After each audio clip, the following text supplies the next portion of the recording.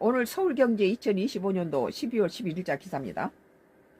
북한의 화학무기 공격 가능성은 최대 5,000톤 보유라는 기사예요.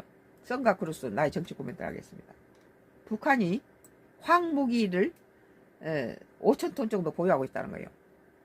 이 화학무기는 총알도 아니고 뭐 바로 이걸 쏴두면은 많은 살상이 생화학 무기 같은 것이 쏟아지면은 많은 사람이 죽게 되겠죠. 2,500에서 5,000톤 화학무기 보유 추정되게 함흥지의 연구기관 및 생산시설 집중, 전면전보다 회색지대 도발용 활용, 화학무기 전면전에 사용되는 정권 붕괴. 북한은 정권이 무너질 경우 최후 수단으로 핵무기나 생화학, 세균전이나 또는 화학무기로 사용할 것이라는 군사 전문가의 공통된 평가다. 그러나 이 앞서 여러 군사적 상황을 고려한다면 남한과 미국 등을 겨냥한 마지막 압박카드로 화학무기를 먼저 사용할 것이라는 분석이다.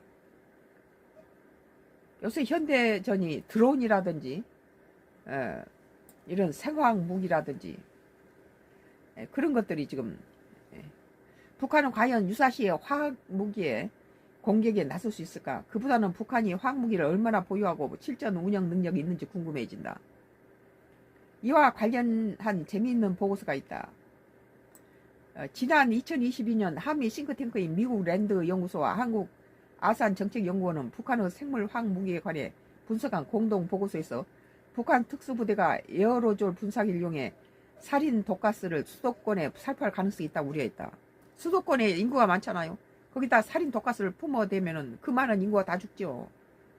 그러면서 북한은 염소, CL, 포스겐, 시안화합물, 살인, 소만, VX 등 화학무기를 물론 탄저균, 보톨리늄, 독소, 유행성 출혈열, 페스트 등 10여 종의 생물학 무기 제재까지 보유한 것으로 평가됐다. 독극물, 생화학 무기라든지 독극물, 세균전을 한다는 거죠.